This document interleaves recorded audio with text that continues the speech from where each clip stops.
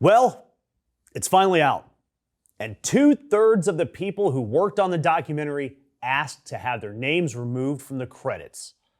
People who did the job, they just didn't want their reputations anywhere near this piece of garbage. The New York Times calls this finished film carefully hollow, just like the administration. Theaters are scrambling as they can't sell tickets, leaving single-digit audiences watching the film. I think there was a report of a theater with one person in it at the premiere. The budget for this documentary, $40 million with an additional $35 million in marketing, making it the most expensive documentary ever made. To compare, 2007's Earth, the feature-length theatrical version of the BBC Nature documentary, had an overall budget of $47 million. That was the previous Guinness Book of World Record holder for most expensive documentary. And yet, despite Melania flopping, Melania Trump still walks away with about $28 million, making her one of the highest paid on-screen figures of the year, without acting, without producing, without promoting, or without really revealing anything new. Just to put that $28 million figure in context, it's the same annual pay range as big stars like Reese Witherspoon and Emily Blunt. These are highly acclaimed, award-winning actresses, and they've starred in hit movies.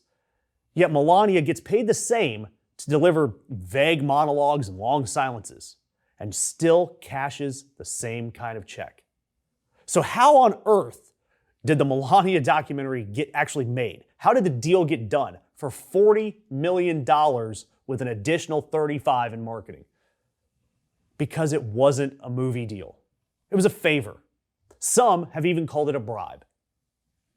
Look, reports show that Amazon committed the $40 million to the Melania Trump documentary package, with the bulk of that money going directly to Melania herself. These same reports confirm that Jeff Bezos personally approved the project, even when internal skepticism about the quality, about the optics, and about the leadership came to light. Apparently, Melania pitched the movie herself to Bezos at a function at Mar-a-Lago, though Melania's camp denies that Bezos was ever directly involved in any contract negotiations. In addition to Bezos, it also seems that Melania pitched the movie to disgraced director Brett Ratner. Yes, Brett Ratner, famous for Rush Hour, X-Men, and the absolutely horrific accusations of misconduct that were detailed in 2017 in an investigation by the LA Times.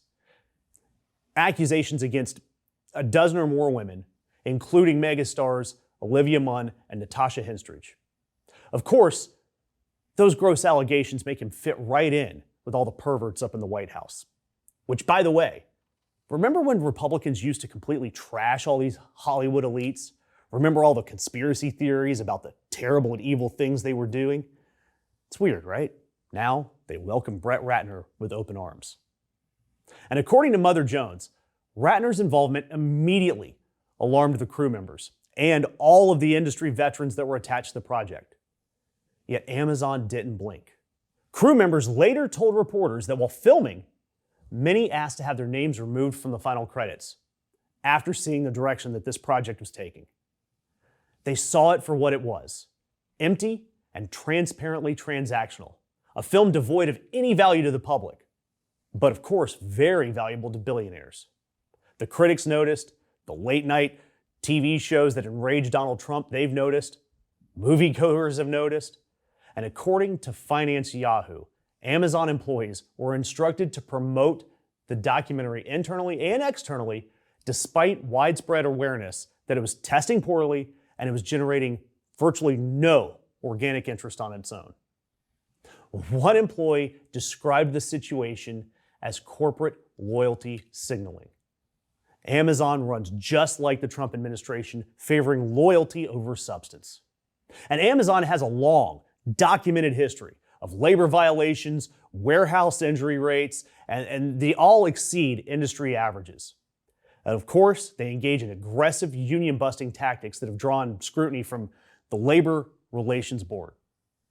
At the same time, Amazon's pouring billions into AI infrastructure, facial recognition technology, predictive surveillance tools, cloud-based government contracting, that's important. All areas where deregulation and a friendly federal posture matter enormously. In fact, the same day as the wide release of the Melania documentary, the Wall Street Journal first reported that Amazon is working on a fresh $50 billion investment into OpenAI. Famously, if you remember, a year ago, Trump stripped away regulatory oversight into AI. Dozens of executive orders. Then he announced a $500 billion project, the Stargate project, with the endorsement of the US government, with partners OpenAI and Oracle. Oracle famously run by Trump pal Larry Ellison. They were the anchors of this joint venture, the Stargate project. Fewer labor protections, weaker antitrust enforcement, and a hands-off approach to AI oversight. All backed by massive $500 billion in financial contributions. Oh, and by the way, OpenAI and Amazon, according to OpenSecrets.org, are not only Trump-PAC mega donors, they've also been tagged as the people contributing heavily to Trump's new White House ballroom. So suddenly, Amazon contributes to the ballroom, they make the Trump family richer than they're getting richer than most working actors in America. And now this film avoids every meaningful subject tied to Melania Trump's public life. Nothing that we actually wanted to hear about. No jacket, no Christmas stunt, none of her extended disappearances from her husband, no discussion of money, love, power, or even the transactional politics that go on in the White House. Because this documentary, it wasn't made to be compelling for audiences. It was simply made to shore up cozy power. Melania Trump didn't become one of the highest paid figures of the year because audiences were demanding her story. No, she got paid simply because the money amongst Trump billionaires boys club needs to keep flowing. And the fact that the people who actually worked on this film don't want their names attached to it tells you exactly what type of project this was.